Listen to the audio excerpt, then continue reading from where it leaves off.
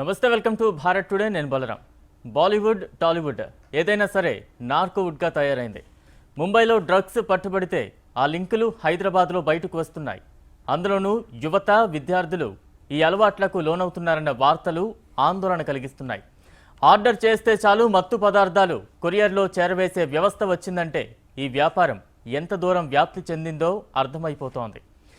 మరి దీనిని అరికట్టాలంటే ఏం చేయాలి అనే అంశంపై చర్చించేందుకు ప్రస్తుతం మనతో పాటు స్టూడియోలో అందుబాటులో ఉన్నారు సైకాలజిస్ట్ సుధీర్ గారు, అలాగే ఓయూ విద్యార్థి జేఏసీ ప్రెసిడెంట్ ఎల్చాల దత్తాత్రేయ గారు ప్రస్తుతం మనకు స్టూడియోలో అందుబాటులో ఉన్నారు. మరి కాసేపట్లో పద్మనాభరెడ్డి గారు, form for good governance secretary, అలాగే మాజీ పోలీస్ ఉన్నతాధికారి రెడ్డన్న గారు మనకు లైవ్లో అందుబాటులో ఉంటారు.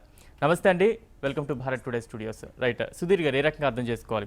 సుశాంత్ ఆత్మహత్య కేసు దర్యాప్తులో భాగంగా వివిధ కోణాలు బయటకు వస్తున్నాయి. అందులో డ్రగ్స్ మాఫియా అనేది మరింత ఎక్కువగా బయటకు రావడం జరిగింది. ఇప్పుడు ఆ లింకులు అనేది మన టాలీవుడ్ను కూడా షేక్ చేస్తున్న పరిస్థితి మనం చూస్తున్నాం. ఈ వ్యవహారాన్ని ఏ రకంగా చూడాలి? ఇదంతా ఒక సంచలనంగా మనం చూడాలా, లేదంటే మామూలుగా ఇది సాధారణంగా ఈ చీకటి కోణాలు, చీకటి వ్యాపారాలు సర్వసాధారణంగా ఈ బాలీవుడ్ టాలీవుడ్లో సాగుతున్న అంశంగా చూడాలా?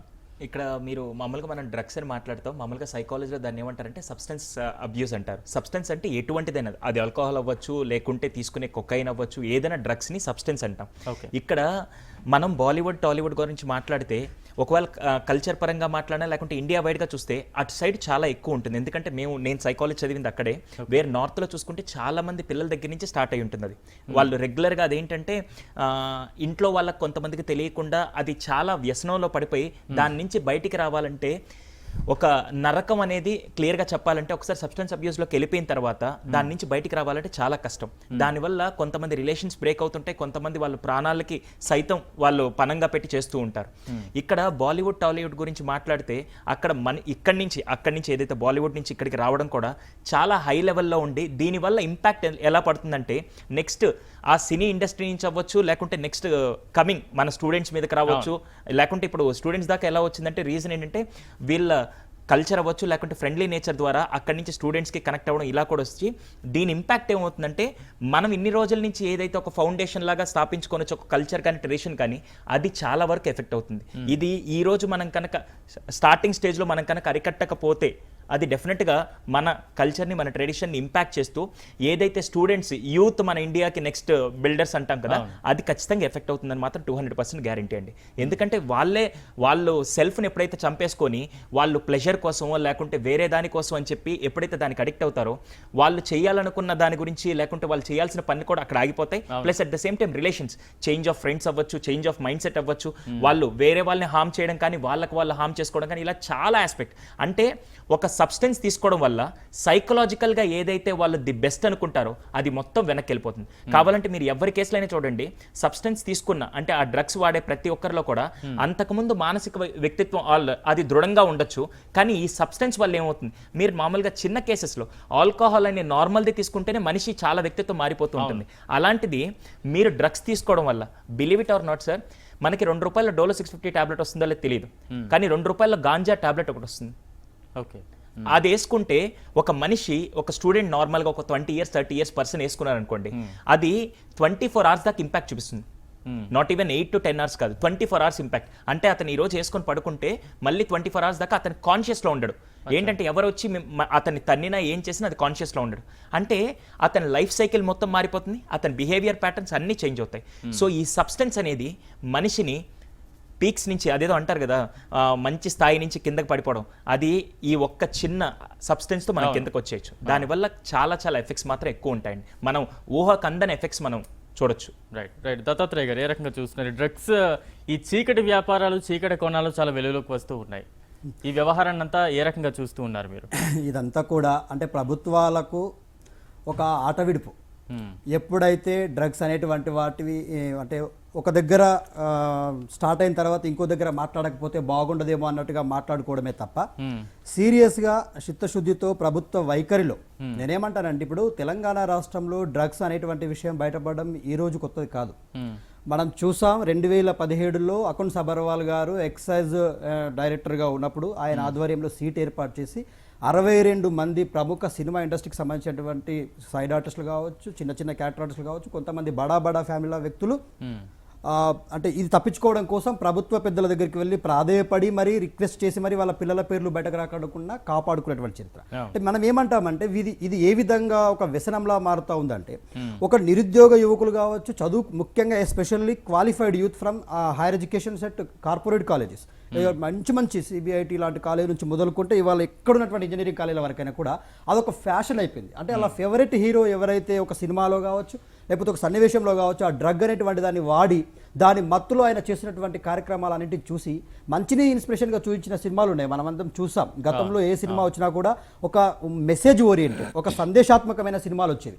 ఇప్పుడు వచ్చే ప్రతి సినిమాలో ఒక హీరో అంటే జులాయిగా ఉండడం, గంజాయి తాగడం, మత్తు పానీయాలు తీసుకోవడం, అంటే బార్ సన్నివేశాలు కావచ్చు, పబ్ సన్నివేశాలు కావచ్చు, వీటన్నిటిని పెట్టి సమాజంలోకి ఒక చెడు కల్చర్ని, అంటే మనం ఇంతకుముందు చూడని కల్చర్, ఇక్కడ లేని కల్చర్ని సమాజంలోకి పంపించేసి ముఖ్యంగా అడల్ట్హుడ్ అంటే 19 ఇయర్స్ నుంచి 35 ఇయర్స్ మధ్యలో ఉన్నటువంటి యాక్టివ్ ప్రొడక్టివ్ కమ్యూనిటీ, వీళ్ళంతా కూడా దేశానికి ఉపయుక్తకరమైనటువంటి ప్రొడక్టివ్ కమ్యూనిటీ, వీరి మీద ఈ ప్రభావం చూపడం వల్ల దేశానికి ఒక ఇంజనీరింగ్ కాలేజీలో చదివే విద్యార్థులు ఒక ఇంజనీర్స్గా, సైంటిస్టులుగా, ఒక టెక్నాలజికల్గా ఇస్రో లాంటి దాంట్లో కావచ్చు, లేకపోతే డిఫెన్స్లో ఉన్నటువంటి డిఆర్డీఏలో కావచ్చు, ఇలాంటి వాటికి ఒక శాస్త్రవేత్తలుగా వెళ్ళాల్సినటువంటి యువకులు ఇవాళ తల్లిదండ్రుల అంటే ఏమంటారు, తల్లిదండ్రుల యొక్క ఆజమాషి లేకపోవడం, తల్లిదండ్రుల యొక్క వాళ్ళ మీద కంట్రోల్ లేకపోవడం, ఇదంతా జరుగుతుంది. ఇప్పుడు నేనేమంటానంటే, ఇప్పుడు రాష్ట్ర ప్రభుత్వాన్ని ఏమంటారంటే, గతంలో 2017 అంటే 2018 ముందస్తు ఎన్నికల్లో ముందు భాగంగా ఏదైతే టాలీవుడ్ అనేటువంటి సినిమా ఇండస్ట్రీ ఇక్కడ హైదరాబాద్లో ఎస్టాబ్లిష్ అయిందో దాన్ని ఉఠావుటిన వైజాగ్కు షిఫ్ట్ చేస్తారనేటువంటి ఊహాగానాల మధ్య ఈ డ్రగ్స్ కేసు అనేటువంటిది ముందుకు తీసుకురావడం జరిగింది. అంటే ప్రభుత్వము తనకు అవసరం ఉన్నప్పుడు మాత్రమే ఈ డ్రగ్స్ కేసులని బయటకు తీసి హైరాణ చేయడం. ఇవాళ మన బాలీవుడ్లో కావచ్చు, బాలీవుడ్లో ఏముందండి, రాజ్పుత్ చనిపోయాడు, ఆయన మీకు తెలుసు, సుశాంత్ సింగ్ రాజ్పుత్ అనేటువంటి వ్యక్తి సూసైడ్ చేసుకొని చనిపోయాడు. బిఫోర్ దట్ ఈ టేక్ అనే డ్రగ్ ఏదో జరిగింది అనేటువంటిది కమ్యూనికేషన్, ఆయన లవర్ కావచ్చు లేకపోతే ఆయనతో డేటింగ్ చేసినటువంటి అమ్మాయి రియా కావచ్చు, వాళ్ళ మధ్య జరుగుతున్నటువంటి కమ్యూనికేషన్ ఏదో ఒక విధంగా సైడ్ ట్రాక్ చేయడం, అంటే ఒక జెన్యూన్ ఇష్యూని సైడ్ ట్రాక్ చేయడం కోసం అవసరం లేని అనవసరమైన ఇష్యూని ముందేసుకొని తబలా వాయించడం లాగుంది. నేనేమంటానంటే, నిజంగానే కేంద్ర ప్రభుత్వానికి కానీ రాష్ట్ర ప్రభుత్వానికి కానీ చిత్తశుద్ధి ఉంటే ఇవాళ బడా బాబులు దాని వెనకాల పేరుగాంచినటువంటి రాజకీయ నాయకులతో మొదలుకొని సినిమా ఇండస్ట్రీలో ఒక గొప్ప నిర్మాతలుగా, గొప్ప డైరెక్టర్లుగా, గొప్ప హీరోలుగా స్థానం సంపాదించుకున్న ప్రతి వ్యక్తి ఇవాళ ఎక్కడో ఒక దగ్గర డ్రగ్ బానిసైనటువంటి సందర్భం. ఇవాళ మహేష్ బాబు యొక్క భార్య, మనం ఇన్ని రోజుల వరకు మహేష్ బాబు అయినా ఏదైనా కూడా చాలా క్రమశిక్షణ భరితమైనటువంటి కుటుంబం నుంచి వస్తున్నాడు, మహేష్ బాబుకు ఒక సిస్టమేటిక్ లైఫ్ లీడింగ్ ఉంటుంది అనేటువంటి మనకు ఆలోచన ఉండేది. కానీ వాళ్ళ తన సొంత భార్య 1993లో మిస్ ఇండియాగా అవార్డు తీసుకున్నటువంటి నమ్రతా శిరోద్కర్ ఇవాళ డ్రగ్స్లో ఆమె పేరు బయటకు రావడం అనేటువంటిది ఒక సంచలనం. అంటే ఈ సంచలనాన్ని మేమేమంటామంటే, నిజంగానే ఇక్కడ ప్రభుత్వానికి చిత్తశుద్ధి ఉంటే అది మహేష్ బాబు భార్య అయినా లేకపోతే ఇంకెవరి సినిమా ఇండస్ట్రీలో ఇంకా పేరుగాంచిన పెద్దవాళ్ళైనా కూడా బయటకు తీసుకొచ్చే ధైర్యం ఉందా? మేము ఒక విద్యార్థి నాయకులుగా ఒకటే డిమాండ్ చేస్తా ఉన్నాం, మీరు అరెస్ట్ చేయండి, నిజంగానే ఈ డ్రగ్ కేసులో సీరియస్గా ఇన్వెస్టిగేట్ చేసి అరెస్ట్ చేయండి. అరెస్ట్ చేసి నిజంగానే ఎవరైతే చట్టపరంగా ఈ తప్పుడు డ్రగ్స్ని తీసుకొచ్చి సమాజంలోకి పంపించి చెడు వ్యసనాలకు యువత బానిసలు అయ్యే విధంగా ప్రేరేపిస్తూ ఉన్నారో వాళ్ళందరి మీద శిక్షలు వేయండి. ఒక్కటండి, ఇప్పటి వరకు మనం 2001 నుంచి తీసుకుంటా ఉన్నాం. ఎస్పెషల్గా హైదరాబాద్ అనేటువంటిది ఒక హైటెక్ హబ్గా మారుతున్నది 2001 నుంచి. టిల్ టుడే డ్రగ్స్ అనేటువంటి కేసులు బయటకు వస్తాయి, ఒక కొద్దిసేపు తూతూ మంత్రంగా వాడి గురించి చర్చ, మొత్తం మీడియాలో హల్చల్, ప్రభుత్వం మొత్తం కూడా మేము ఇది చేస్తున్నాం అది చేస్తున్నాం అని ప్రెస్ మీట్లు పెట్టడం, తర్వాత బడాబాబుల మీదకి వెళ్ళడం, వాళ్ళ నుంచి మళ్ళీ ఏదో లాబింగ్ చేసుకోవడం జరగడం, పక్కకి వెళ్ళిపోవడం. ఇప్పుడు నేను అడుగుతా ఉన్నాను, ఇప్పుడు మేము ఇక్కడ నుంచి డిమాండ్ చేస్తూ ఉన్నాము, తెలంగాణ రాష్ట్ర ప్రభుత్వం 2017లో ఏదైతే అకున్ సబర్వాల్ గారి ఆధ్వర్యంలో జరిగినటువంటి ఆ ఇన్వెస్టిగేషన్ వివరాలన్నీ బయటపెట్టమనండి. అక్కడ ఏ సినిమా హీరో పేరునే వాటి బయటపెట్టమనండి. 62 మందిని ఇన్వెస్టిగేట్ చేస్తే 12 మంది పేర్లు మాత్రమే బయటకు పెట్టి ఒక చిన్న హీరోలని, నవదీప్ కావచ్చు, ఒక పూరి జగన్నాథ్ కావచ్చు, ఒక చార్మి కావచ్చు, చిన్న వాళ్ళని పేర్లను బయటకు తీసుకొచ్చి వాళ్ళ మీద కేసులు బుక్ చేసేసి తూతూ మంత్రంగా ఇవాళ ఆ కేసులు పక్కదారి పట్టించారు. ఇవాళ మేము అడుగుతా ఉన్నాము, మీ అవసరాల కోసం డ్రగ్స్ కేసులని వాడుకుంటా ఉన్నారా? ఇవాళ సమాజానికి ఏం సందేశం పంపుతా ఉన్నారు? ఇవాళ తల్లిదండ్రులలో కావచ్చు, ఒక విద్యార్థి నాయకులలో కావచ్చు, ఇక్కడ ఉన్నటువంటి సైకాలజిస్టులలో కావచ్చు, మాకు ప్రభుత్వం మీద అనుమానం కలుగుతూ ఉంది.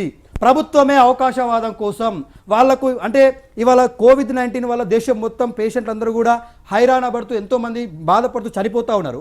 ఆ జెన్యూన్ ఇష్యూని డైవర్ట్ చేయడం కోసమే ఈ డ్రగ్స్ మాఫియాని ముందుకు తీసుకొచ్చి ఇంత హైరాణ చేస్తుంది అనేటువంటి అనుమానం కలుగుతా ఉంది. రైట్ రైట్ రైట్ మళ్ళీ మీ దగ్గరికి వస్తాను. మనకి డిబేట్లో జాయిన్ అవుతున్నారు పద్మనాభ రెడ్డి గారు అలాగే రెడ్డన్న గారు. నమస్తే అండి, welcome to Bharat today studios. Padmanabha Reddy గారు, ఈ మొత్తం వ్యవహారాన్ని ఏ రకంగా చూస్తున్నారు? ఈ చీకటి కోణాలు, చీకటి వ్యాపారాలు, డ్రగ్స్ మాఫియా అనేది మనం వెలుగులోకి వస్తూ ఉంది. బాలీవుడ్లో సంచలనంగా మారిన పరిస్థితి చూస్తున్నాం. దాని లింకులు టాలీవుడ్లో కూడా విస్తరించిన పరిస్థితి మనం చూస్తున్నాం. దానికి సంబంధించి విచారణలు కూడా కొనసాగుతున్నాయి. ఈ వ్యవహారాన్ని ఏ రకంగా అర్థం చేసుకోవాలంటారు? ఎటువంటి జాగ్రత్త చర్యలు ప్రభుత్వాలు తీసుకోవాలంటారు?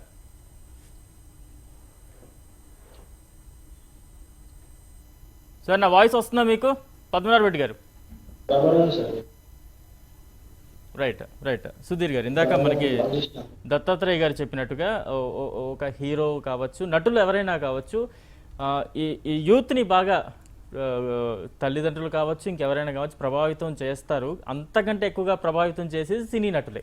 వారు ఎంత బాధ్యతాయుతంగా ఉండాలి, వారి పాత్ర ఏ రకంగా ఉండాలి, వారు ఇటువంటి కోణాల్లో బయటకు రావడం అనేది యూత్ మీద ఎటువంటి ఇంపాక్ట్ పడే ఛాన్సెస్ ఎక్కువగా ఉన్నాయి. ఇప్పటికే మనం చూస్తున్నాం హైదరాబాద్లో యువతరం ఎక్కువగా డ్రగ్స్ వాడకంలో ఉంది అనే వాస్తవాలు కూడా బయటకు వస్తున్నాయి. ఎటువంటి ప్రమాదం పొంచి ఉందనుకోవచ్చు?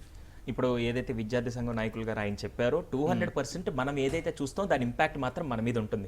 చాలా మంది ఇక్కడ ఫస్ట్ వచ్చేది ఏంటంటే అదేంటి మంచి సినిమాలు కూడా వస్తున్నాయి కదా దాని ఇంపాక్ట్ లేదంటే, మంచి సినిమాలు మంచి ఆలోచనలో ఉండే వాళ్ళ మీద ఇంపాక్ట్ చాలా బాగుంటుంది. ఇప్పుడు మీరు మంచి సినిమాలు చూస్తారు, మీరు నెగిటివ్ మూవీస్ చూస్తారు, కానీ మనకి ఏది కావాలో తీసుకుంటాం. కానీ ఎవరైతే మేము థ్రిల్లింగ్ ఎక్స్పీరియన్స్ కోసం కొత్తగా ఏదైనా చేయాలనుకునే వాళ్ళకి, ఎలా చేయాలన్న ఆలోచన కలగని వాళ్ళకి ఇలాంటి సినిమాలు ఒక ఆలోచనని కలిగించి ఆ ఇంపాక్ట్ తీసుకొని వస్తున్నాయి. అంతెందుకు, ఒక సినిమా ఉంది, దాంట్లో డాక్టరు మందు తాగి వెళ్తాడు అని చూపించిన తర్వాత ఎంతమంది ఎంబీబీఎస్ స్టూడెంట్స్ సైకాలజీ దగ్గరికి వెళ్ళారు? నా దగ్గర లిస్ట్ ఉంది, ఆనెస్ట్గా మాట్లాడుకుందాం.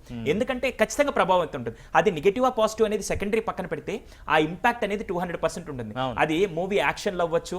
మనం ఏం చేస్తాం, సిగరెట్ ఎందుకు తాగుతారంటే హానెస్ట్గా చాలా మంది ఏమంటారు స్ట్రెస్ తగ్గడానికి సార్, కానీ నిజాయితీగా మాట్లాడితే సిగరెట్ ఎందుకు తాగుతారంటే చాలా మంది స్టైల్ కోసం తాగుతారు.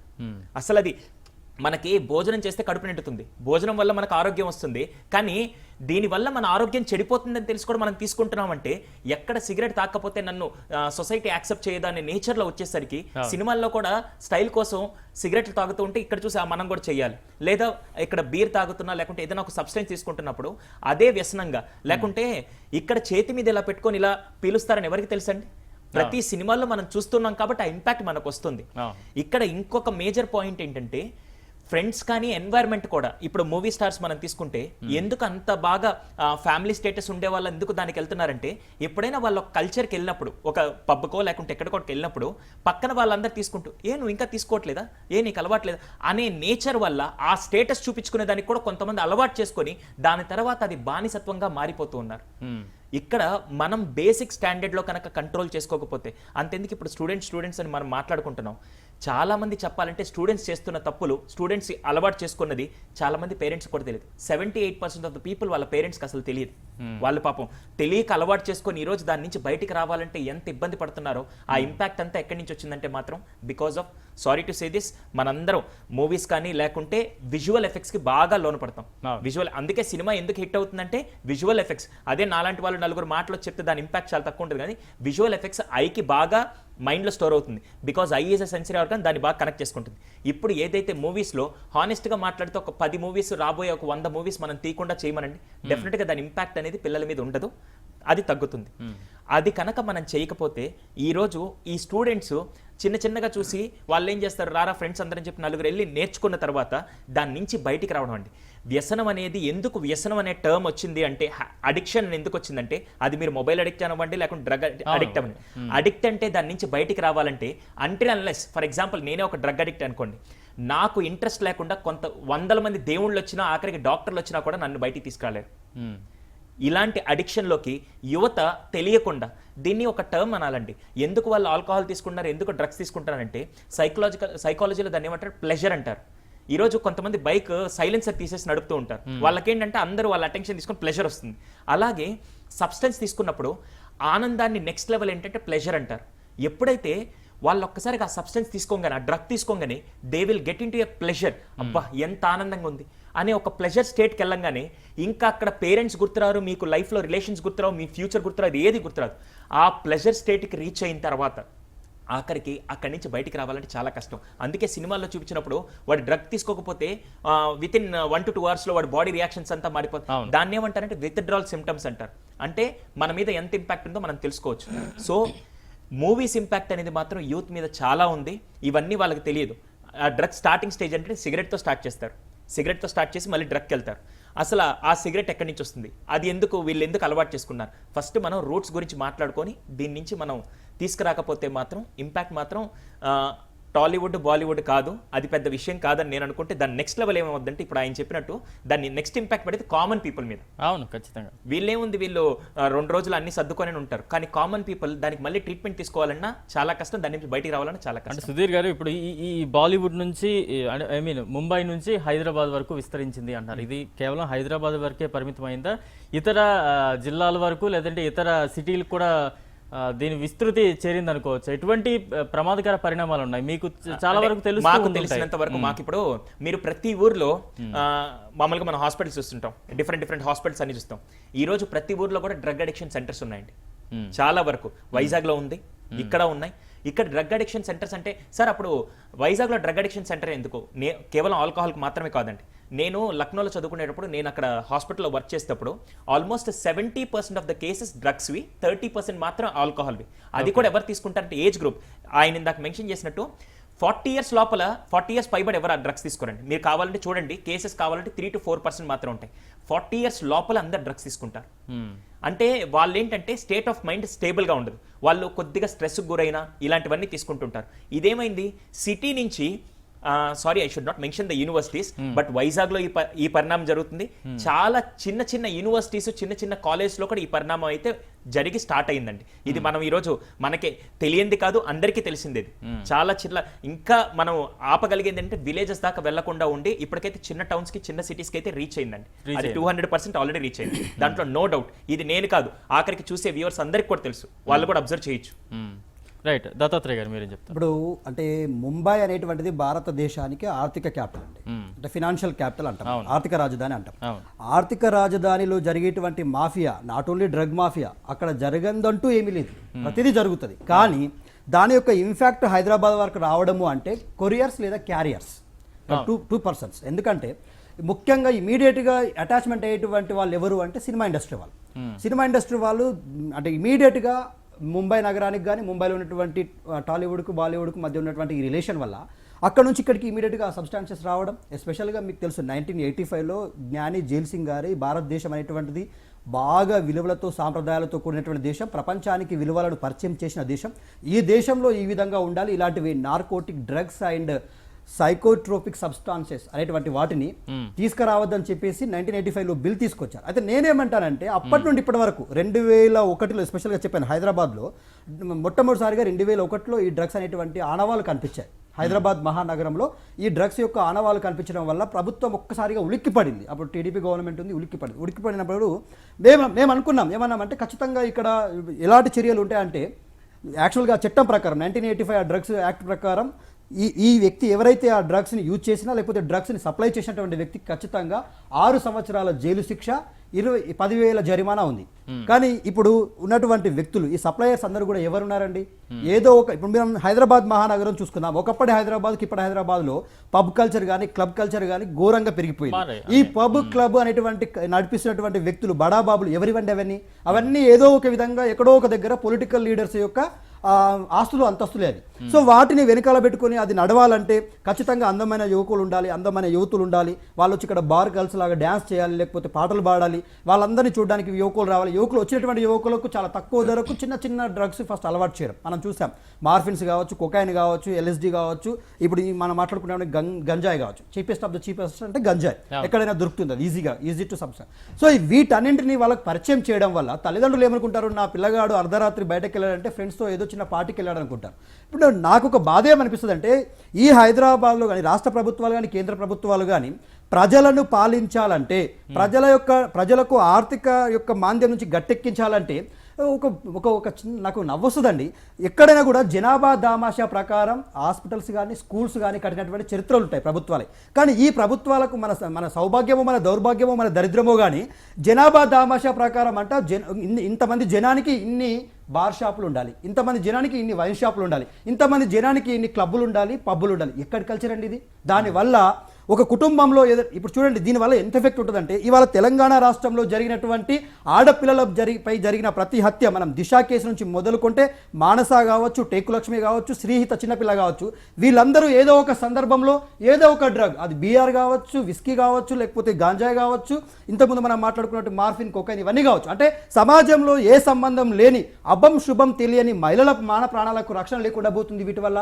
సినిమాలో ఏదైతే ఈ సన్నివేశాలు చూపిస్తా ఉన్నారో, అసిల్ల భరితమైనటువంటి సన్నివేశాలు చూపిస్తా ఉన్నారో, ఈ డ్రగ్ వాడితేనే నాకు సెక్సువల్ ఎనర్జీ వస్తుంది, లేకపోతే ఈ డ్రగ్ వాడితేనే నేను యాక్టివ్గా ఉంటాను, ఇంతకుముందు తను చెప్పినట్టుగా ఎంతోజియాస్టిక్ సిచ్యువేషన్లో ఉంటాను, కాన్షియస్లో ఉంటాను, లిబిడో అనేటువంటిది యాక్టివ్గా ఉంటుంది, కాన్షియస్ సబ్ కాన్షియస్ అన్కాన్షియస్ లెవెల్లోకి వెళ్ళిపోతాను అనేటువంటి ఈ ఒక అంటే అంటే ఏమంటున్నానంటే తెలియని నీకు అంటే కుతూహలాన్ని వీళ్ళలోకి నెట్టడానికి కానీ వీళ్ళని ప్రేరేపించడానికి కానీ ఖచ్చితంగా సినిమా వాళ్ళే మొదటి వరుసలో ఉంటా ఉన్నారు. వాళ్ళే ఈ పాపానికి ఈ శాపానికి బాధ్యత వహించాలి. ఇవాళ నమ్రత శిరోద్కర్ గారు డైరెక్ట్గా బయటకు వచ్చి చెప్పగలగాలి, నిజంగానే దానికి ప్రమేయం లేకపోయి ఉంటే నేను ఎలాంటి తప్పు చేయలేదు, నన్ను అనవసరంగా బ్లేమ్ చేస్తా ఉన్నారు, ఇలా నేను తప్పు చేసి ఉంటే ప్రభుత్వం ఏ శిక్ష వేసినా నేను సిద్ధం, నన్ను శిక్షించండి అని చెప్పగలుగుతారండి? ఎందుకు చెప్పగలుగుతారా? రెడ్ గా ఉన్నాయి కదా అక్కడ కోడింగ్స్ పెట్టుకొని చాటింగ్స్ చేసినటువంటివి ఆనవాళ్ళు బయటపడి ఇన్వెస్టిగేషన్స్ లో మీరు ఇందాక చెప్పినట్టుగా ఇంచుమించుగా మీ మాటల ప్రకారం 15-20 ఏళ్ల క్రితం నుంచి డ్రగ్స్ అనేది బయటకు రావడం జరుగుతుంది. అప్పుడు ప్రభుత్వాలు కూడా విస్తుపోయాయి ఈ వాస్తవాలు చూసి అంటున్నారు. ప్రభుత్వాలు మారుతున్నాయి, అన్ని మారుతున్నాయి, కానీ వ్యవస్థ అనేది తగ్గట్లేదు, చాప కింద నీరులా విస్తరిస్తూ పోతోంది. అంటే ఇక్కడ ప్రభుత్వాల పాత్ర ఏ రకంగా ఉండాలంటారు? ఎందుకంటే ఇప్పుడు ప్రస్తుతానికి మెడికల్ షాపుల్లో కూడా దొరికే పరిస్థితి అంటూ కూడా సుధీర్ గారు చెప్తున్నారు. మెడిసిన్ వాడాల్సిన మంచి మెడిసిన్స్ ఏ రేటుకి దొరుకుతాయి కానీ ఇవి చాలా తక్కువ రేటుకే దొరికే పరిస్థితి అంటున్నారు. ఇంత విస్తృత ఎలా వచ్చిందంటారు? ప్రభుత్వాలు ఎందుకు చూసి చూడనట్టు వదిలేస్తున్నాయా? దీని మీద ఎక్కువగా ఫోకస్ చేయని పరిస్థితి ఉందా? ఏ రకంగా అర్థం చేసుకోవాలి పరిస్థితి? ప్రభుత్వాలు నాంచుడు ధోరణి అంటే వేచి చూసే ధోరణిలో ప్రభుత్వాలు ఉంటా ఉన్నాయి. ఎందుకంటే ఇప్పుడు మింగితే కప్ప కోపం, కొడితే పాము కోపం అన్నట్టుగా కప్ప పాము రెండు మేమే, రెండు పాత్రలు మావే. ఇక్కడ సప్లై చేసేది మేమే, ఇక్కడ డ్రగ్స్ ని యువతలోకి పంపించేది మేమే, ఏది చేసినా మేమే. అక్కడ వాడిని కాపాడాల్సిన బాధ్యత నాదే, సప్లయర్స్ ని, ఇక్కడ వాడుతున్న వాడిని కాపాడాల్సిన బాధ్యత మాదే. ఎందుకంటే వాడే వాళ్ళందరూ కూడా majority of the students, majority of the youth, they are belongs to the higher community, higher people అండి. ఎందుకంటే ఉన్నతమైనటువంటి కుటుంబంలో ఉన్నటువంటి పిల్లలే ఇలాంటి విచ్చలవిడి కల్చర్, అంటే నాన్ సెన్స్ కల్చర్ అంటాం మేము ముఖ్యంగా చెప్పాలంటే, ఇదంతా కూడా నాన్ సెన్స్ కల్చర్. ఈ కల్చర్ని ఎక్కువగా పెంచి పోషించేది ఎస్పెషల్లీ ఉన్నతమైనటువంటి కుటుంబాల్లో ఉన్నటువంటి వాళ్ళు. ఇది ఒక ట్రెండ్, ఇది ఒక ఫ్యాషన్. ఇలా మెయింటైన్ చేస్తేనే మనము రియలిస్టిక్గా జీవిస్తున్నాము, ఇలా ఉంటేనే ఎస్ ఐఎమ్ హీరోస్టిక్ అనేటువంటి ఒక తప్పుడు ఆలోచనలు, తప్పుడు వ్యవస్థలో నడుస్తూ ఉన్నారు.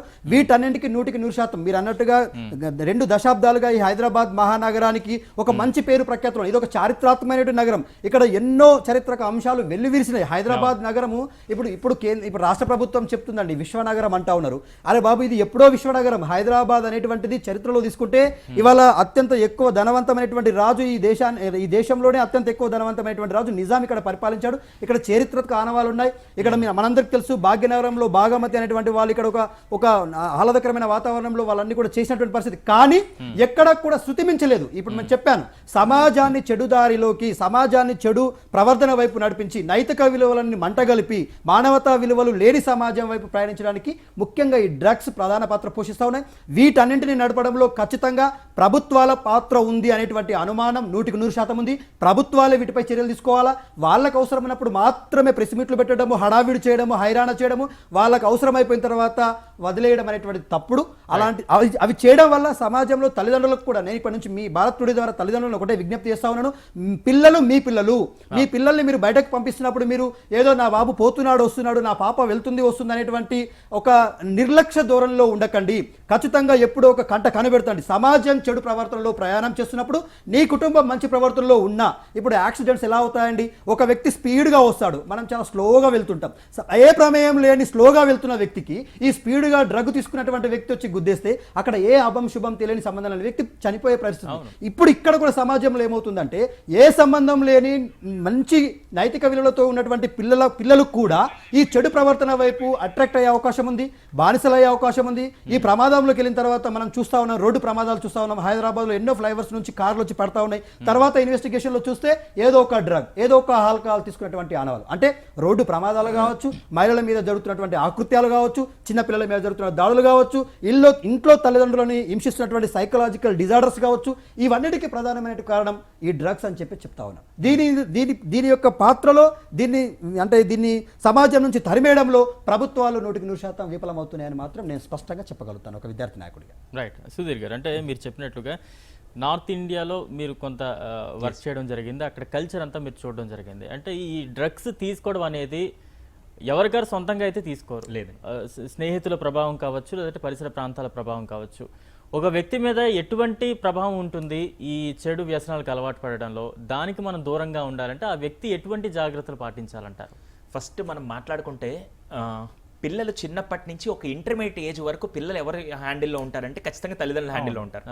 దాని తర్వాత వచ్చేసరికి నెక్స్ట్ స్టెప్ తీసుకొని అది కాలేజ్ చదవడానికి వాళ్ళు ఏం చేస్తారంటే కాలేజ్కి వెళ్ళిన తర్వాత ఇటు పక్క పేరెంట్స్ ఎటువంటి ప్రెషర్ ఉండదు, వాళ్ళు ఏం చేస్తారు, మా వాడు హాస్టల్లో ఉన్నాడు, మా వాడు రూమ్లో చదువుకున్నాడు, ప్రాబ్లం లేదని వదిలేసిన తర్వాత this is what I have seen in complete నార్త్లో నేను డీఎడిక్షన్ సెంటర్లో వర్క్ చేసినప్పుడు నేను దానికి ముందు మేమేం చేస్తామంటే ఎవరైనా డ్రగ్ అడిక్ట్ వచ్చిన తర్వాత మేము కేస్ హిస్టరీ తీసుకుంటాం.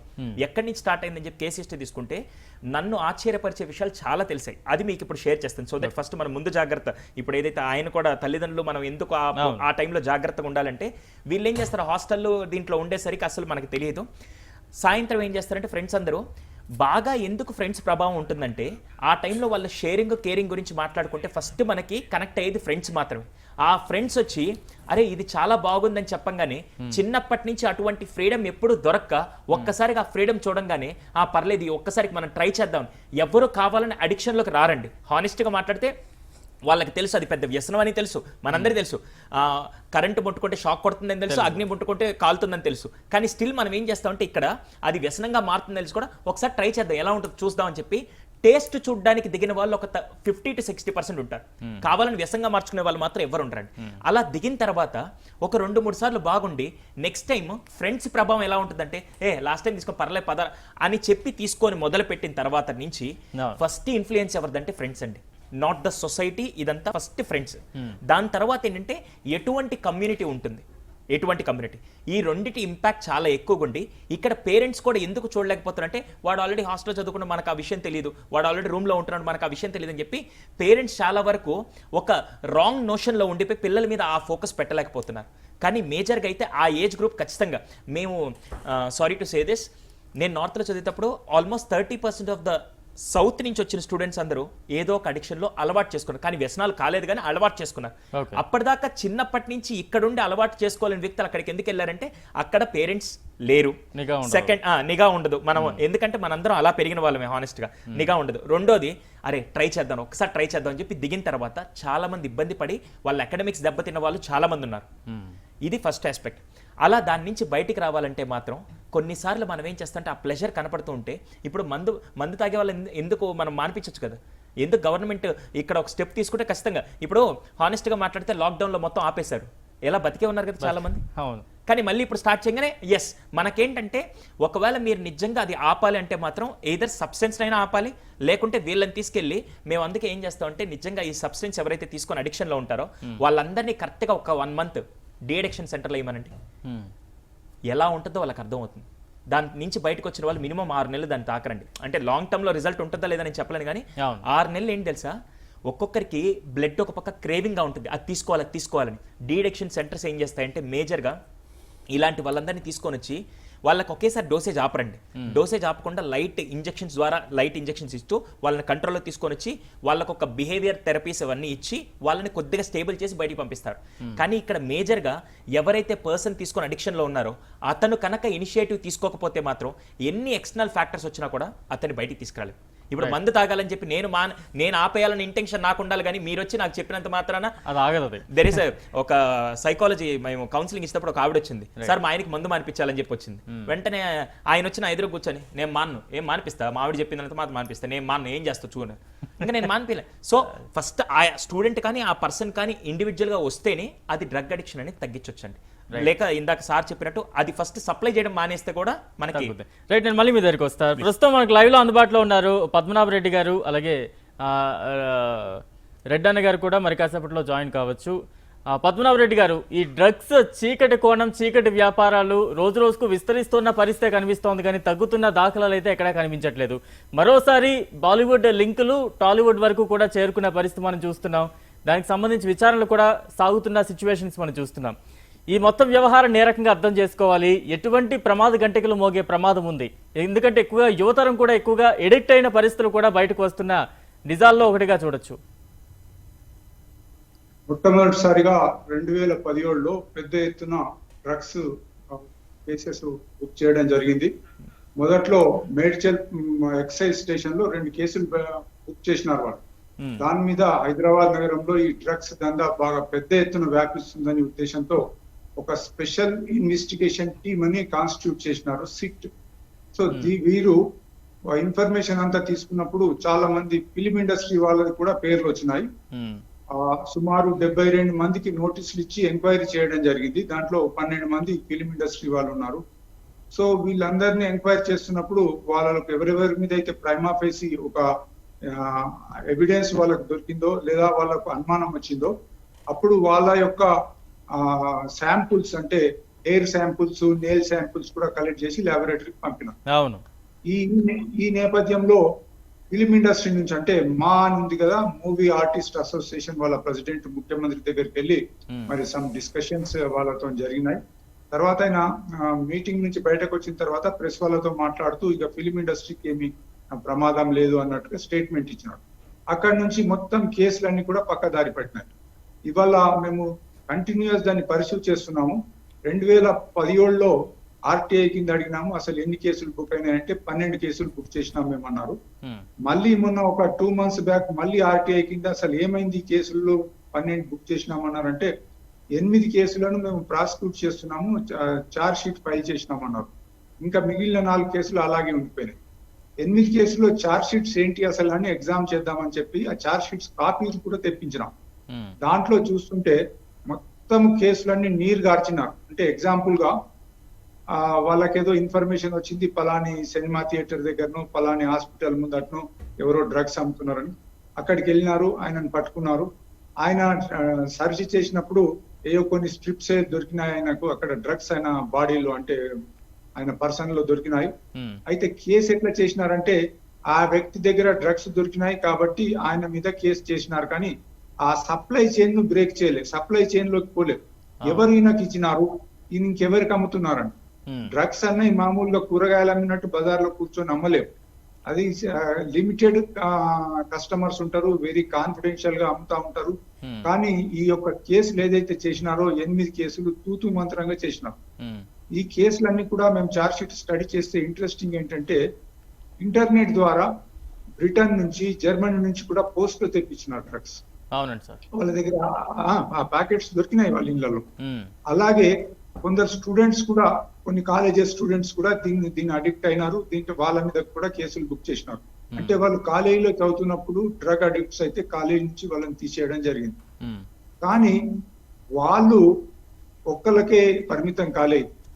అంటే మనం చూస్తూ ఉంటాము, ఉదాహరణకు కోవిడ్ కేసులో పాజిటివ్ వచ్చింది అనుకోండి, ఆ ఒక్కడిని ట్రీట్ చేయరు. ఆయన ఈ మధ్యలో ఎవరెవరిని కలిసినాడు వాళ్ళందరిని ఎంక్వైరీ చేస్తారు. అట్లాగే ఇక్కడ డ్రగ్ కేసు లోపల ఎప్పుడైతే ఒక స్టూడెంట్ పట్టుబడ్డాడో తప్పకుండా ఆయన ఫ్రెండ్స్ కు వాళ్ళకు అందరితో పరిచయం ఉంటది, కొందరికన్నా కానీ ఆయన దీంట్లో డ్రాగ్ చేసి ఉంటాడు. అది ఏమీ పట్టించుకోలేదు. ఇక మిగిలిన 4 కేసులు ఏ అవుతున్నాయో దాంట్లోపల మా అనుమానం ఏంటంటే విఐపీస్ ఉన్నారు, ఫిలిం పర్సనాలిటీస్ ఉండొచ్చు, అవి అట్లానే తొక్కి పెట్టినారు. ఈ విధంగా డ్రగ్స్ కేసెస్ ఏదైతే స్టార్ట్ అయిందో ఆరంభం లోపల పెద్ద ఎత్తున ఒక 15 days మీడియా అంతా కూడా ఇదే గగ్గోలుగా చేసినారు, ఇట్లా పట్టినాం అట్లా పట్టినాం. కానీ ఇవాళ చివరకు ఆఫ్టర్ 3 years అంటే జూలై 2017లో ఫస్ట్ స్టార్ట్ అయింది. 12 కేసులు బుక్ చేసిన తర్వాత మళ్ళీ తర్వాత ఏం చేయలేదు. ఒకటే నెలలో 12 కేసులు బుక్ చేసినారు వాళ్ళు ఇచ్చిన ఇన్ఫర్మేషన్ పట్టుకుంటూ. సో ఈ విధంగా పెద్ద ఎత్తున కేసెస్ బుక్ చేసిన తర్వాత పొలిటికల్ ప్రెషర్ వచ్చి అసలు వాళ్ళు పోయినారు. మామూలుగా సింపుల్ గా ఏదో వాడు మధ్యవర్తి అంటే పెడ్లర్స్ తిరిగా వాళ్ళని కేసులు బుక్ చేసినారు, కానీ వాడికి ఆ పెడ్లర్స్ ఎక్కడి నుంచి వచ్చినా అన్నది వాళ్ళు ఇచ్చేయలేదు. గోవా నుంచి అని ఇక్కడి నుంచి అని ఇక్కడ రకరకాలుగా ఆ ఇన్ఫర్మేషన్ వచ్చింది.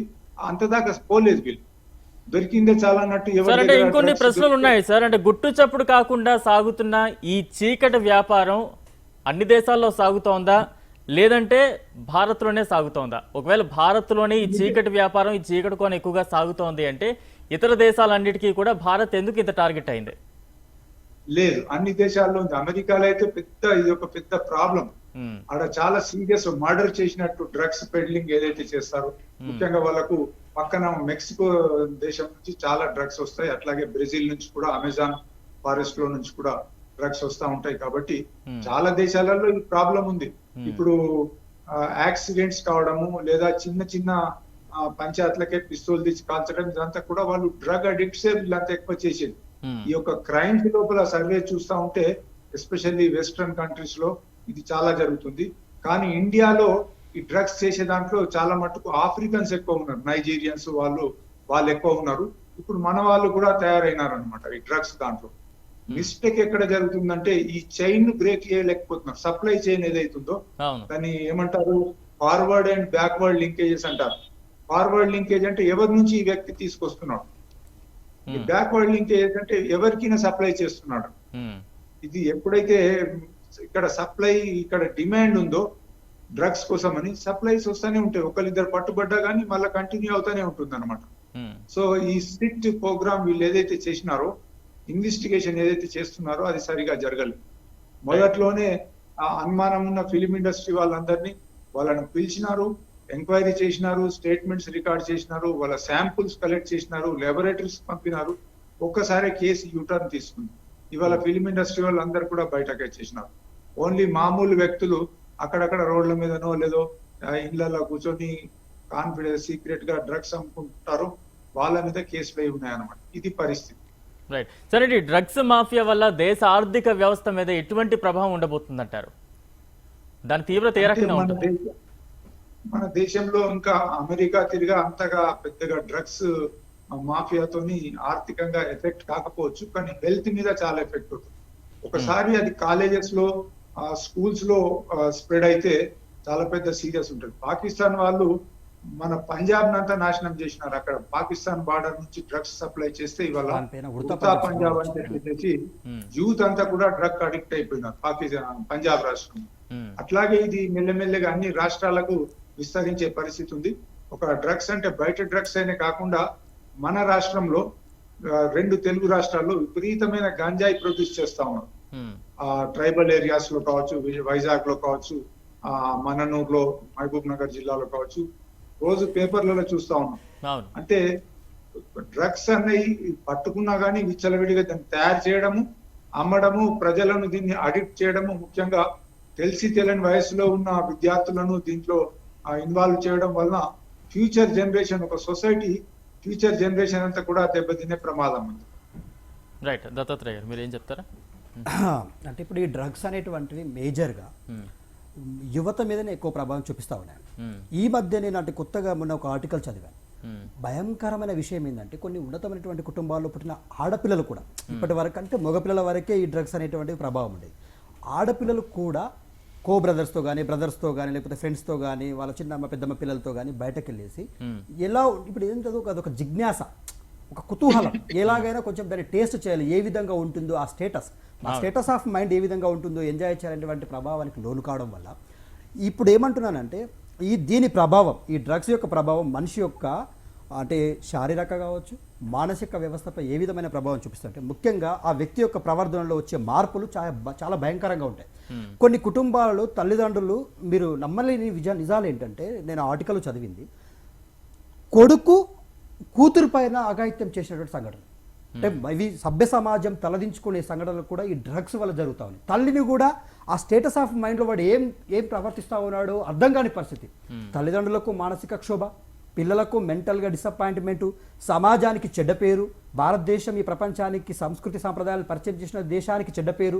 దీని ప్రభావం వల్ల వ్యక్తి యొక్క ప్రవర్తనలో చైన్ స్కాచింగ్ చేయడం, అంటే ఇంట్లో డబ్బులు ఇవ్వడం మానేశారనుకోండి, దొంగతనాలు చేయడం స్టార్ట్ చేస్తారు. బయట 2 వీలర్స్ మీద వెళ్ళడం, సేమ్ వాడి లాంటి ఫ్రెండ్ ఇంకొకరిని ఫ్రెండ్ చేసుకోవడం, వాని బైక్ని తీసుకోవడం, దానికి స్టిక్కర్స్ అతికించుకోవడం, వెళ్ళడం, చైన్ స్కాచింగ్ చేయడం, వెళ్ళేసి అమ్మేసుకొని డబ్బులు తీసుకొని జోలాయిగా ఎంజాయ్ చేయడం. తర్వాత హత్యలు చేయడం, ఒకవేళ కొన్ని సందర్భాలలో స్పాన్సర్డ్ మర్డర్స్, ఇవన్నీ కూడా డ్రగ్ తీసుకునేటువంటి స్టేటస్లో జరుగుతూ ఉన్నాయి. చాలా భయంకరమైనటువంటి కల్చర్లోకి వెళ్ళిపోతూ ఉంది హైదరాబాద్. దీని మీద ప్రభుత్వాలు ఖచ్చితంగా చర్యలు తీసుకోవాలి. మూడోది ఏంటంటే అత్యాచారాలు చేయడం. ఒక అమ్మాయిని, ఇష్టమైన అమ్మాయిని కాలేజీ నుంచి తీసుకొని వెళ్ళిపోవడం, లేకపోతే బలవంతంగా లాకపోవడం. మనకు బయటకు వచ్చినటువంటి విషయాలే మనం దిశ విషయంలో కావచ్చు, మానస విషయంలో, టేకు లక్ష్యం విషయంలో, శ్రీత విషయంలో చూసామండి. ఇంకా బయటకు రాని ఎన్నో ఉన్నాయి సంఘటనలు. సో వీటన్నింటికి కూడా ఇదే కారణం అవుతా ఉంది.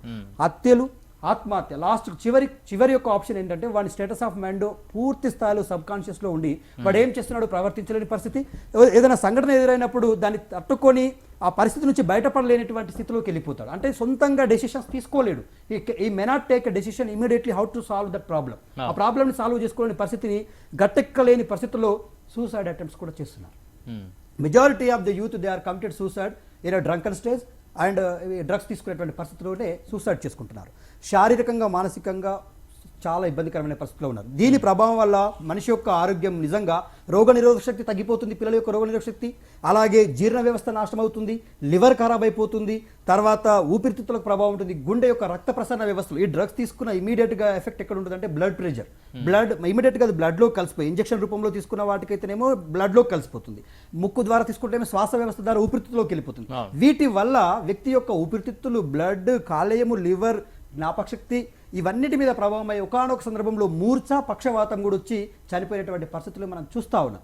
సో సమాజంలో ఈ చెడు పోకడలకు కారణమవుతున్నటువంటి ఈ డ్రగ్స్కి ప్రధానంగా ఈ సినిమా ఇండస్ట్రీ వాళ్ళు వారధులుగా, వాహకాలుగా, అంటే ప్రేరేపితులుగా, అంటే ప్రోత్సహించే వాళ్ళుగా ఉండడం చాలా బాధాకరం. ఇవాళ రకుల్ ప్రీతి సింగ్, ఎక్కడో ఉన్నటువంటి రకుల్ ప్రీతి సింగ్ని ఇవాళ తెలుగు ప్రేక్షకులు ఎంతో ఆదరించారు. ఇవాళ ఆమె ప్రమేయం ఉందన్న విషయం తెలిసి నుంచి మేమందరం బాధపడుతున్నాం. దీనికి సమాధానం చెప్పాల్సిన అవసరం ఉంది. రకుల్ ప్రీతి సింగ్ కావచ్చు, నమ్రతా శిరోద్కర్ కావచ్చు, మిగతా వాళ్ళు కావచ్చు, వాళ్ళ యొక్క స్వచ్ఛతను, వాళ్ళ యొక్క ప్యూరిటీని చెప్పుకోవాల్సిన సమయం ఆసన్నమైంది.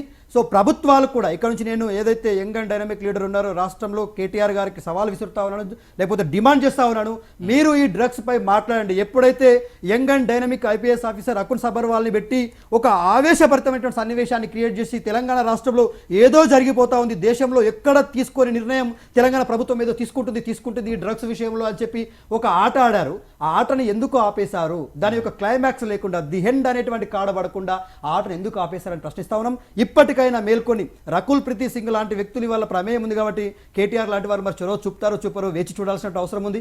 మరి ఆయనను మేము ఇక్కడ నుంచి అడుగుతా ఉన్నాం. రకుల్ ప్రీతి సింగ్ అయినా, నర్మతా శిరోద్కర్ అయినా, ఒక చిన్న నిరుపేద కుటుంబంలో పుట్టిన వ్యక్తి అయినా, చట్టం ముందు అందరూ సమానమైనప్పుడు శిక్షల విషయంలో కానీ, మీ నిర్ణయాల విషయంలో కానీ, ప్రభుత్వ యాక్షన్స్ విషయంలో కానీ ఒక కన్క్లూజన్ ఉండాలని చెప్పేసి డిమాండ్ చేస్తాం. రైట్ సుధీర్ గారు, ఇందాక మనకి చర్చలో వచ్చినట్టుగా డ్రగ్స్ తీసుకుంటున్నట్టు తల్లిదండ్రుల్లో ఆల్మోస్ట్ 70% అబోవ్ పేరెంట్స్కి తెలియదు అంటున్నారు.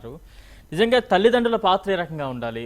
పిల్లలు ఏం చేస్తున్నారు, వాళ్ళు ఏమైనా బయటకు వెళ్ళినప్పుడు ఏమైనా ఎడిక్ట్ అవుతున్నారా అని గుర్తించాలి అంటే తల్లిదండ్రులు ఎటువంటి జాగ్రత్త చర్యలు తీసుకోవాలంటారు? ఇక్కడ ముఖ్యంగా 2 విషయాలు అంటే తల్లిదండ్రులు అలా అని చెప్పి ఎక్కడికి వెళ్తున్నావు ఏంటి అని క్వశ్చనింగ్ చేశారనుకోండి, దాన్ని మళ్ళీ డిఫరెంట్ ఇంపాక్ట్ వెళ్ళిపోతుంది మళ్ళీ. ఎందుకంటే ఒక ఏజ్ ఫ్యాక్టర్ వచ్చిన తర్వాత, వీళ్ళు ఎమోషనల్ గా డెసిషన్ తీసుకునే రైట్ వచ్చిన తర్వాత, మనల్ని ఎవరన్నా క్వశ్చన్ చేస్తే మన లోపల ఉండే ఈగోకి నచ్చదు అసలు. ఇప్పుడు నేనే బయటకు వెళ్తున్నప్పుడు ఖచ్చితంగా మా ఇంట్లో ఎవరన్నా అడిగంటే నాకు తెలిసి నేను వెళ్తాను. అందుకే చూడండి, నాకు అన్ని తెలిసిలే, మనం ఎన్నిసార్లు చెప్తావు అని చెప్పి పిల్లలు ఎప్పుడో ఆ నేచరు, మనం యాక్చువల్గా 30 years వచ్చిన తర్వాత అమ్మానానికి ఎదురు చెప్పడం ఒకళ్ళు మొదలు పెట్టామేమో. ఈ ఏజ్ లో వాడు 4th class లోనే నా తెలిసిలే మనం ఎన్నిసార్లు చెప్తావు అని చెప్పి ఆ స్టేజ్ వచ్చేసింది. సో ఇప్పుడు పిల్లలకి మనం డైరెక్ట్ గా వెళ్ళి మీరు మానిటర్ చేసే విధంగా ఉండాలి కానీ కంట్రోల్ చేయకూడదు. అలా అని చెప్పి మన వాళ్ళు వాడు ఎదిగాడు వాడు చూసుకుంటాడులేవే, నువ్వు కామ్గుండు అని చెప్పి పేరెంట్స్ లో కూడా వాళ్ళ కమ్యూనికేషన్ గ్యాప్ వీళ్ళకి ప్లస్ అవుతుంది. అవి 2 రాకుండా ఉండాలంటే దయచేసి ఒక సర్టెన్ ఏజ్ వచ్చిన తర్వాత, మనం ఇప్పుడు ఏదో టీవీలో షో వచ్చేటప్పుడు మా ఇంటి మీద ఒక కన్నేసి ఉంచండి అని ఎలా చెప్తుంటారో టీవీలో షో వచ్చేటప్పుడు, దానికి యాడ్ ట్యాగ్ లేను. ఇక్కడ నేను చెప్పేది ఏంటంటే పిల్లల మీద దయచేసి వాళ్ళకి ఎటువంటి ఫ్రెండ్స్ ఉన్నారు, వాళ్ళు ఒకవేళ బయటకు వెళ్ళారంటే ఇంటికి వచ్చినప్పుడు వాళ్ళ స్టేట్ ఆఫ్ మైండ్ చూడండి. ఈజీగా చెప్పాలంటే బాగా అర్థం చేసుకోవాల్సింది ఇంటికి వచ్చినప్పుడు వాళ్ళ స్టేట్ ఆఫ్ మైండ్ ప్లస్ వాళ్ళు ఎంత ఫ్రీక్వెంట్గా ఫ్రెండ్స్ని మారుస్తున్నారు. డ్రగ్ అడిక్ట్స్ కానీ లేకుంటే అడిక్షన్లో ఉండే వాళ్ళు ఫ్రీక్వెంట్గా ఫ్రెండ్స్ మారుస్తూ ఉంటారు. ప్లస్ మాట్లాడేటప్పుడు ఐ కాంటాక్ట్ అసలు ఉండదండి. ఇప్పుడు ఫర్ ఎగ్జాంపుల్ నేనే ఒక సారీ టు ఫ్రేమ్ దిస్, నేనే ఒక డ్రగ్ అడిక్ట్ అయితే నేను ఎవరైతే నాకు బాగా తెలిసిన వాళ్ళతో ఐ కాంటాక్ట్ మెయింటైన్ చేయను. వాళ్ళు ఏంటంటే వాళ్ళు తప్పు చేస్తున్నారు, వాళ్ళకి ఆల్రెడీ తెలిసిపోయి ఐ కాంటాక్ట్ మెయింటైన్ చేయరు. Plus at the same time వాళ్ళ వే ఆఫ్ స్పీచ్ కానీ వే ఆఫ్ టాకింగ్ కానీ ఎలా ఉందో కూడా మనం అబ్జర్వ్ చేయాలి. ఇలాంటివన్నీ తల్లిదండ్రులకు ఫస్ట్ అబ్జర్వ్ చేయాల్సిన విషయాలు అంటే అతని బిహేవియర్ ఈ మధ్యలో ఏమైనా మారిందా, మీతో మాట్లాడేటప్పుడు కానీ మీ ఫ్యామిలీ సర్కిల్లో రిలేషన్స్లో ఉండేటప్పుడు. కొంతమంది చూడండి ఇంటర్లో వాడు చాలా యాక్టివ్గా రిలేషన్స్ అందరితో బాగుంటాడు, కానీ ఎప్పుడైతే ఇంజనీరింగ్ కానీ ఒక స్టేట్కి వచ్చి ఒకవేళ ఇలాంటి అడిక్షన్లో ఉన్నప్పుడు రిలేటివ్స్తో ఎక్కువ కలవడం, ఈజీగా అతని వే ఆఫ్ బిహేవియర్ మీరు అబ్జర్వ్ చేస్తే పేరెంట్స్గా మీరు ఈజీగా ఐడెంటిఫై చేయొచ్చు. దాని తర్వాత అతనికి ఎటువంటి సర్కిల్ ఉంది, దాని తర్వాత అతను తీసుకునే డైట్ కానీ ఇవేమన్నా మారుతున్నాయి. ఎందుకంటే డ్రగ్స్ తీసుకునేటప్పుడు మీరు స్లీప్ ప్రాబ్లం అవుతుంది. ఇందాక ఆయన చెప్పినట్టు నీట్గా మొత్తం each and every body part functioning చెప్పినట్టు మొత్తం అన్ని ఫంక్షనింగ్స్ దెబ్బతీస్తూ ఉంటాయి.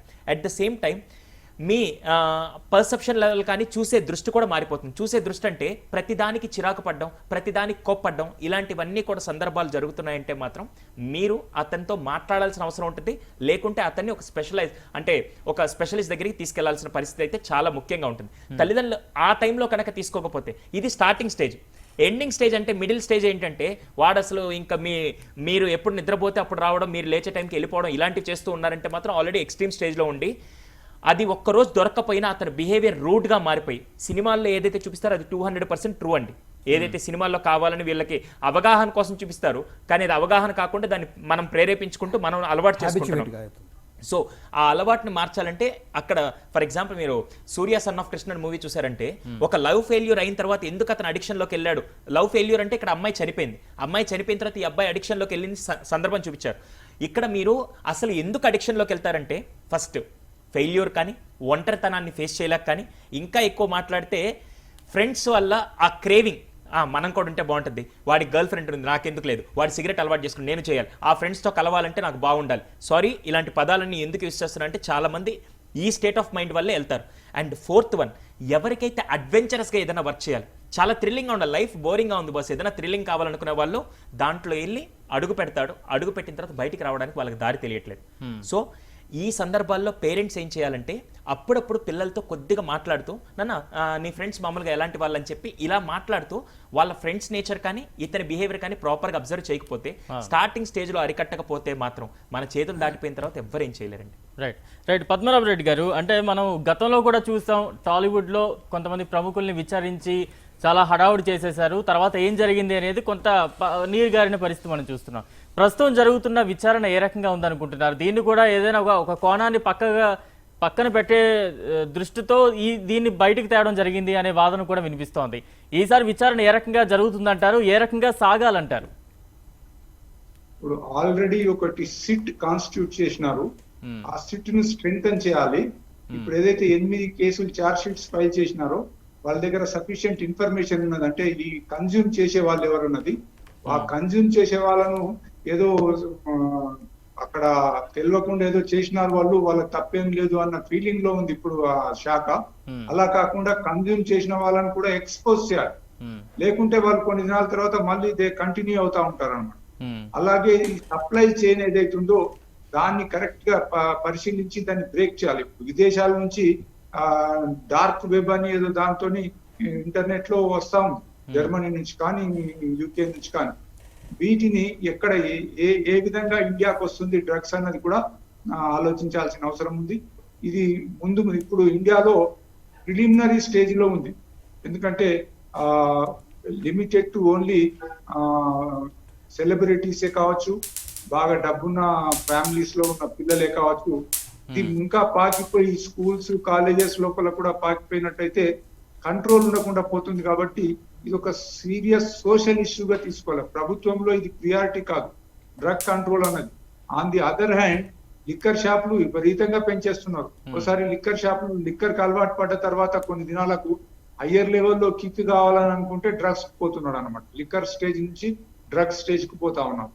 సో ఇది లిక్కర్ షాపులు ఓవరాల్ గా ఏదైతే గవర్నమెంట్ పాలసీ ఉందో it is towards earning money, అంటే more of selling of liquor and earning money ఆ పద్ధతిలో ఉంది.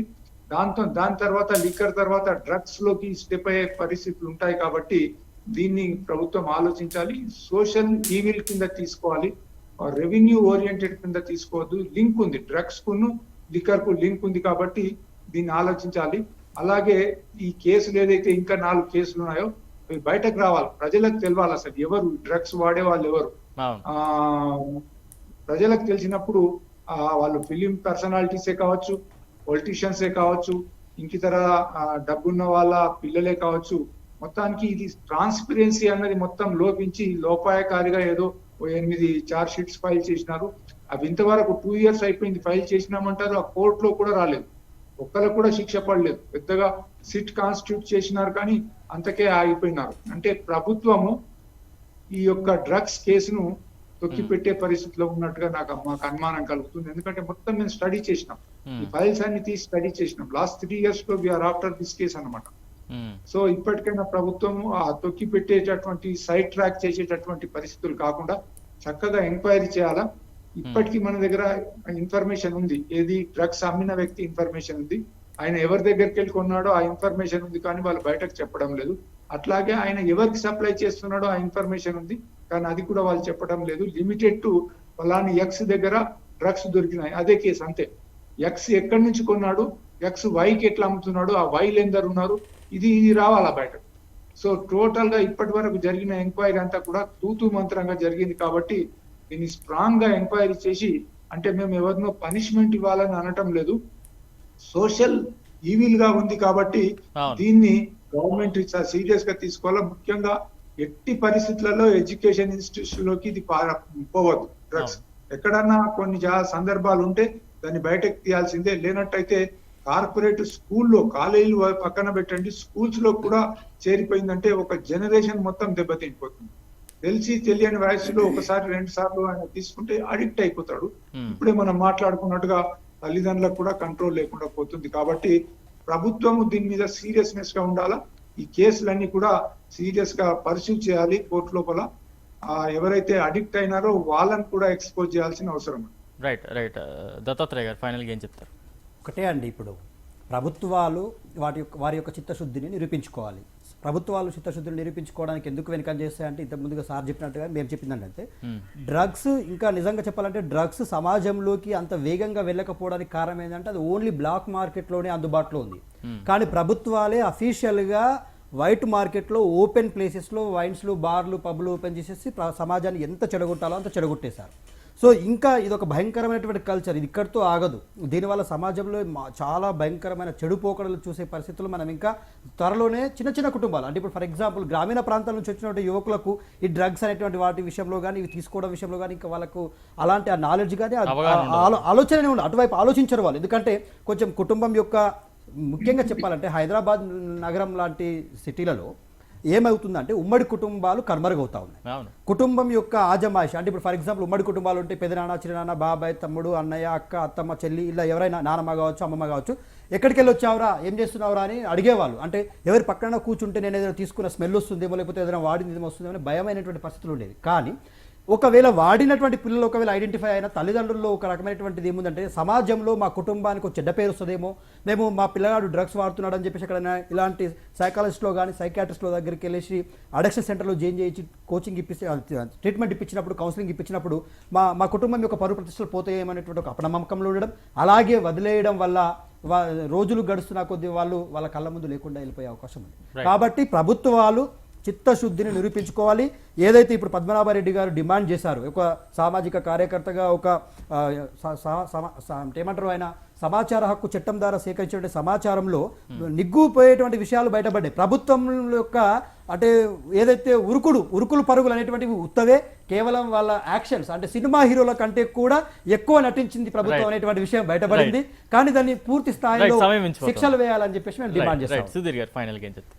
లాస్ట్ ఒక పాయింట్ ఇందా నుంచి మన డిస్కషన్లో కూడా అదే పాయింట్, మీరు సప్లై ఆపకుండా, లేకుంటే అదేదో రూట్స్ ఏదైతే ఉన్నాయో, ఇప్పుడు చెట్టు నాశనం అయిపోతుందంటే వేర్లు పాలేదంటే ఆ వేర్లు ఫ్లాపర్ చేసుకుని తర్వాత ఫ్రూట్స్ దగ్గర, ఇలాగే అది అది ఆపకుండా మనం ఎన్ని చేయాలనుకున్నా కూడా అది యువతరానికి వెళ్తూనే ఉంటుంది. అది యువతరాన్ని నాశనం చేయడానికి వీళ్ళందరూ పునాదులు వేస్తూ ఉంటారు. ఫస్ట్ రిక్వెస్ట్ అయితే మాత్రం దయచేసి అక్కడ గనక బ్రేక్ వేస్తే మాత్రం ఏదైతే ఇలాంటి కరోనా గురించి అనగానే ఇలాంటి లాక్డౌన్లు ఇంకో 4 సార్లు పడితే కనీసం ఈ ఆల్కహాల్ అడిక్షన్ అయితే తగ్గిపోద్ది. అలాగే ఈ డ్రగ్ది కూడా ఒక్కసారి లాక్డౌన్ లాగా మనం కనుక దాన్ని బ్రేక్ చేయగలిగితే డెఫినెట్గా కొన్ని రోజుల తర్వాత దాని గురించి కూడా మర్చిపోతాం. అది లేకుండా మనం ఎన్ని మాట్లాడుకున్నా రిజల్ట్ అయితే మారదండి. రైట్. ధన్యవాదాలు చర్చలో పాల్గొన్నందుకు సుధీర్ గారికి, అలాగే దత్తాత్రేయ గారికి, ఇక లైవ్లో అందుబాటులోకి వచ్చిన పద్మనాభ రెడ్డి గారికి ధన్యవాదాలు. ఇది ఇవాళ చర్చా కార్యక్రమం. చూస్తూనే ఉండండి భారత్ టుడే. దేశం కోసం, ధర్మం కోసం.